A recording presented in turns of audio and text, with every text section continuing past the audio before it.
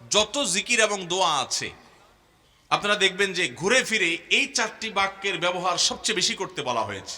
মুহাব্বতের সাথে, আজমতের সাথে, আল্লাহর বড়ত্ব অন্তরে উপস্থিত করে বারবার করে আমরা এই বাক্য পাঠ করব। তাহলিল বা লা ইলাহা ইল্লাল্লাহ, আল্লাহর একত্ববাদের সাক্ষ্য যদি কেউ দেয় দেয়ার মতো, আর সেটি গ্রহণযোগ্য হওয়ার জন্য অবশ্যই রিসালতের সাক্ষ্য লাগবে। তো এই ঈমান যদি কেউ সঠিকভাবে আনয়ন করে এবং তার ঈমানে যদি শিরকের কোনো আলামত লেশ মাত্র না থাকে, পিওর ঈমান যদি তার মধ্যে আসে এবং তাওহীদ যদি তিনি প্রতিষ্ঠা করতে পারেন, আল্লাহর এই বান্দার এই ঈমান তথা তাওহীদের এই আমলটি, এই বিষয়টি মিজানের পাল্লাকে সবচেয়ে বেশি ভারী করবে ইনশাআল্লাহ। মুহতারাম হাজরিন, এই প্রসঙ্গে নবী করিম সাল্লাল্লাহু আলাইহি ওয়াসাল্লামের একটি বিখ্যাত হাদিস সহিহ বুখারীতে বর্ণিত হয়েছে। তিনি বলেছেন, কিয়ামতের ময়দানে একজন ব্যক্তিকে ডাকা হবে, আল্লাহ সুবহানাহু ওয়া তাআলা ডাক দিবেন। ডাক দিয়ে তার যত কর্মকাণ্ড আছে পৃথিবীতে, তার জীবদ্দশা সে করেছে, এগুলো সব লিপিবদ্ধ করা হয়েছে এবং সে লিপিবদ্ধ করা দপ্তরগুলো 99টি দপ্তরে পরিণত হয়েছে। তার একটির এক প্রান্ত দেখা গেলে আরেক প্রান্ত চোখ যতদূর যায় তত বড়, এরকম বড় বড় খাতায় দপ্তরে তার সমস্ত আমলনামা লেখার পর, আল্লাহর ফেরেশতাগণ লিপিবদ্ধ করার পর আল্লাহ তাআলা তাকে ডেকে বলবেন, তোমার আমলনামাতে যত কিছু লেখা আছে তুমি কি এই সব কিছু তোমার কর্ম হিসাবে স্বীকার করো, নাকি আমার লেখকরা কোনো ত্রুটি করেছে, জুলুম করেছে, অবিচার করেছে, বাড়িয়ে লিখেছে তোমার ব্যাপারে? তোমার মন্তব্য কি? আল্লাহ রাব্বুল আলামিন আহকামুল হাকিমিন, তিনি সবচেয়ে বড় বিচারকদের বিচারক, সবচেয়ে বেশি ন্যায় বিচারের দণ্ড তিনি প্রতিষ্ঠা করবেন। দুনিয়াতে কোনো বিচারক তার জাজমেন্টে ভুল করতে পারেন নিজের বুঝার ভুলের কারণে, এভিডেন্সের ত্রুটির কারণে বা নানা কারণে, কিন্তু আল্লাহ রাব্বুল আলামিনের কাছে তার সবগুলোর পুঙ্খানুপুঙ্খ বিচার হবে এবং কোনোটি কেউ সেখানে লুকাতে পারবে। তো আল্লাহ সুবহানাহু ওয়া তাআলা সেদিন এই বান্দাকে ডেকে বলবেন যে তোমার বক্তব্য কি, তোমার এই কর্মকাণ্ডগুলোকে তুমি স্বীকার করো, নাকি আমার লেখকরা তোমার নামে বানিয়ে বানিয়ে লিখেছে? সুবহানাল্লাহ। আল্লাহ তাআলা আহকামুল হাকিমিন, বান্দার বক্তব্য নেওয়ার প্রয়োজন ছিল না, কিন্তু বান্দাকে আল্লাহ রাব্বুল আলামিন তার মুখ থেকে স্বীকারোক্তি নিচ্ছেন যে বান্দা, আল্লাহ রাব্বুল আলামিন জুলুমকে নিজের উপরে হারাম করেছেন। তিনি বলেছেন, ইন্নী হারামতু যুলমা আলা নাফসি, হাদিসে কুদসিতে আসছে, আমি নিজের প্রতি নিজে জুলুমকে হারাম করে রেখেছি, অতএব তোমরা একে অন্যের প্রতি জুলুম করবে না। জুলুমের মতো এত ভয়াবহ অপরাধ আরেকটি নেই যে দুনিয়াতে একটি জুলুম আখিরাতে বহুমুখী অন্ধকার হয়ে আবির্ভূত হবে। ভাইরা আমার, আমরা অনেকে অনেকের প্রতি জুলুম করি, স্বামী স্ত্রীর প্রতি, স্ত্রী স্বামীর প্রতি, মালিক শ্রমিকের প্রতি, শ্রমিক মালিকের প্রতি, প্রতিবেশী প্রতিবেশীর প্রতি, বাবা মা সন্তানের প্রতি, কিংবা সন্তান বাবা মার প্রতি, শ্বশুর শাশুড়ি পুত্রবধূর প্রতি, অথবা পুত্রবধূর শাশুড়ির প্রতি, শ্বশুরের প্রতি, ননদের প্রতি, দেবরের প্রতি। এভাবে আমরা যে যেখানে সুযোগ পাই অনেক সময় আমরা একে অন্যের প্রতি জুলুম করি।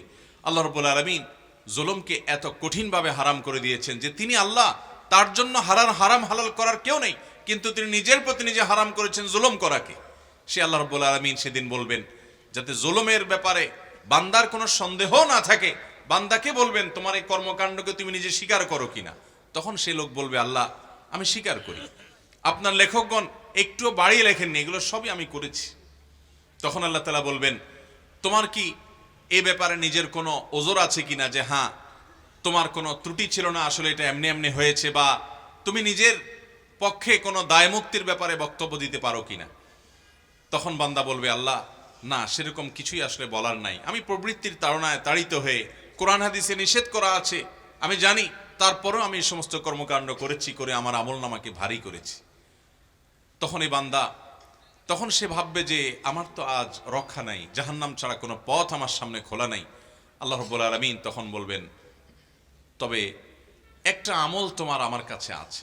আল্লাহ তাআলা একটা কোনো কিছু বের করবেন যেখানে কালিমাতুশ শাহাদা লেখা, এরপর ওইটাকে তার মিজানের পাল্লা আল্লাহ তাআলা রেখে বলবেন যে এই আমলটি তোমার আমার কাছে আছে, যে তুমি তাওহীদে বিশ্বাসী ছিলে, তোমার ঈমানটাকে তুমি ঠিক রেখেছো, ঈমানটাকে তুমি পিওর করে রাখতে চেষ্টা করেছো এবং পেরেছো। এই আমলটি যেহেতু আছে, আল্লাহ তাআলা ওইটাকে মিজানের পাল্লায় দিবেন।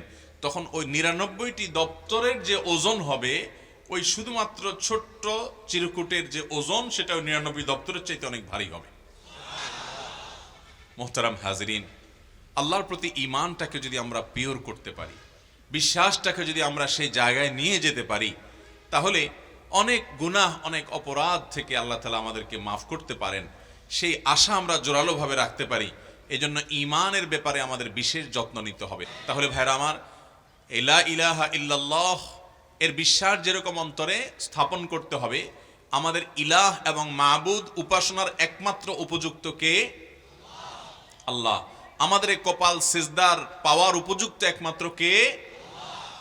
কেন আল্লাহ তাআলা আল্লাহ ছাড়া আর কাউকে ইবাদত করলে, শিরক করলে সেটাকে জুলমুন আযীম বা মহা অপরাধ বলে সাব্যস্ত করেছেন? কেন আল্লাহ ঘোষণা দিয়েছেন যে ইন্নাল্লাহা লা ইয়াগফিরু আন ইউশরাকা বি, আল্লাহর সঙ্গে শিরক করা হলে এটি আল্লাহ ক্ষমা করবেন না। ক্ষমা করবেন না মানে হলো যদি কেউ করে তওবা ছাড়া দুনিয়া থেকে যায়, আর তওবা করলে আল্লাহ সবই মাফ করবেন। এই ঈমানকে পাকা করার পাশাপাশি লা ইলাহা ইল্লাল্লাহ এই জিকির আমাদের বেশি বেশি করতে হবে। মুখে বেশি বেশি করে লা ইলাহা ইল্লাল্লাহ এই জিকিরকে উচ্চারণ করতে হবে। নবী করিম সাল্লাল্লাহু আলাইহি সাল্লাম বিভিন্ন সময় বিভিন্ন সংখ্যকবার লা ইলাহা ইল্লাল্লাহু ওয়াহদাহু লা শারীকা লাহু লাহুল মুলকু ওয়া লাহুল হামদ ওয়া হুয়া আলা কুল্লি শাইইন কাদির পড়ার নির্দেশ দিয়েছেন। লা ইলাহা ইল্লাল্লাহ এই বাক্যের ওজন এত বেশি যে মিজানের পাল্লায় শত শত বদামল সম্বলিত দপ্তরকে নিচে নামিয়ে দিয়ে উপরে তুলে দিয়ে এটার ওজনকে ভারী করে ওই লোককে জান্নাতি করতে পারে। অতএব আমরা বেশি বেশি লা ইলাহা ইল্লাল্লাহ জিকির করব ইনশাআল্লাহ। মিজানের পাল্লায় সবচেয়ে ওয়েটফুল আমল হবে, সবচেয়ে ভারী আমল হবে, মিজানের পাল্লাকে অনেক বেশি ওজনই করবে, আপনার নেক আমলের পাল্লাকে ভারী করে আপনাকে জান্নাতে যাওয়ার পথ সুগম করবে। সে আমল হলো আল্লাহর জিকির, বিশেষ করে সুবহানাল্লাহ, আলহামদুলিল্লাহ এবং একটু আগে লা ইলাহা ইল্লাল্লাহ জানলাম, সেই সাথে আল্লাহু আকবার, এই চারটি বাক্য সুবহানাল্লাহ, আলহামদুলিল্লাহ, লা ইলাহা ইল্লাল্লাহ, আল্লাহু আকবার। যত জিকির এবং দোয়া আছে আপনারা দেখবেন যে ঘুরে ফিরে এই চারটি বাক্যের ব্যবহার সবচেয়ে বেশি করতে বলা হয়েছে। এই জন্য নবী করিম সাল্লাল্লাহু আলাইহি সাল্লাম সহিহ মুসলিম বর্ণিত হাদিসে বলেছেন আলহামদুলিল্লাহি তামলাউল মিজান, যদি কেউ আলহামদুলিল্লাহ বলে তো এটা মিজানের পাল্লাকে পরিপূর্ণ করে দিবে। আর যদি কেউ সুবহানাল্লাহি ওয়াল হামদুলিল্লাহ বলে তাহলে সেক্ষেত্রে আল্লাহ রাব্বুল আলামিন তাতে এই পরিমাণ সওয়াব দিবেন যে নবমণ্ডল এবং ভূমণ্ডল এর মধ্যকার জায়গাকে পরিপূর্ণ করে দিবেন। যদি একবার সে সুবহানাল্লাহি ওয়াল হামদুলিল্লাহি এইভাবে বলতে পারে সেই কামনা বাক্যে, এটার অর্থ বুঝে মুহাব্বতের সাথে আল্লাহ তাআলা যে মান এবং কোয়ালিটি চান সেই কোয়ালিটি নিশ্চিত করে, অতএব বেশি বেশি করে মুহাব্বতের সাথে ধীরস্থিরতার সাথে আমরা এই তাসবিহ তাহমিদ পেশ করব। আমরা অনেকে সুবহানাল্লাহ পড়ি কিন্তু সেটা খুব হুলস্থুল করে পড়ি, সুবহানাল্লাহ সুবহানাল্লাহ সুবহানাল্লাহ, যেটা আল্লাহ তাআলার শানে, আল্লাহ তাআলার শানে যায় না, বরং বেয়াদবি হয় কোনো কোনো ক্ষেত্রে, যে আল্লাহর শানে তার পবিত্রতা জ্ঞাপন করছেন, হুলস্থুল করে তাড়াহুড়া করে করলে সেটা কখনো মানসম্মত হবে না। ভাইরা আমার, এই সম্পর্কে যে হাদিস একটা ইতিমধ্যে আমরা জানলাম যে আলহামদুলিল্লাহ এটা মিজানকে পরিপূর্ণ করে কিয়ামতের ময়দানে করবে। আর সেই সাথে সুবহানাল্লাহি ওয়াল হামদুলিল্লাহ এটা বান্দার আমলের মধ্যে এই পরিমাণ সওয়াব যোগ করবে যে নমণ্ডল ভূমণ্ডলকে পরিপূর্ণ করবে। সেই সাথে বুখারীর একটা হাদিস আছে, আপনারা সবাই হাদিসটি কম বেশ হয়তো শুনেছেন, বুখারীর সর্বশেষ হাদিস। নবী করিম সাল্লাল্লাহু আলাইহি সাল্লাম বলেছেন কালিমাতানে খাফিফাতানে আলাল লিসান সাকিলাতানে ফিল মিজান হাবিবাতানে ইলার রহমান। দুটি বাক্য আছে যে বাক্যগুলো মুখে বলতে খুবই সহজ অথচ আল্লাহর কাছে খুবই প্রিয় আর মিজানের পাল্লায় অনেক বেশি ভারী হবে। সে বাক্যগুলো কি? সুবহানাল্লাহি ওয়া বিহামদিহি সুবহানাল্লাহিল আযীম, সুবহানাল্লাহি ওয়া বিহামদিহি সুবহানাল্লাহিল আযীম। মুহাব্বতের সাথে, আজমতের সাথে, আল্লাহর বড়ত্ব অন্তরে উপস্থিত করে বারবার করে আমরা এই বাক্য পাঠ করব, সুবহানাল্লাহি ওয়া বিহামদিহি সুবহানাল্লাহিল আযীম। অর্থাৎ আমি পবিত্রতা বর্ণনা করছি আল্লাহ রাব্বুল আলামিনের প্রশংসা সহকারে পবিত্রতা। সুবহানাল্লাহিল আযীম, আল্লাহ রাব্বুল আলামিন পবিত্র, মহান আল্লাহ পবিত্র, তার পবিত্রতা জ্ঞাপন করছি। ওই যে সুবহানাল্লাহ, আলহামদুলিল্লাহ, এই বাক্যগুলোর ওজন এত বেশি যে নবী সাল্লাল্লাহু আলাইহি সাল্লাম বলেছেন এগুলো মিজানে পাল্লা অনেক বেশি ভারী হবে।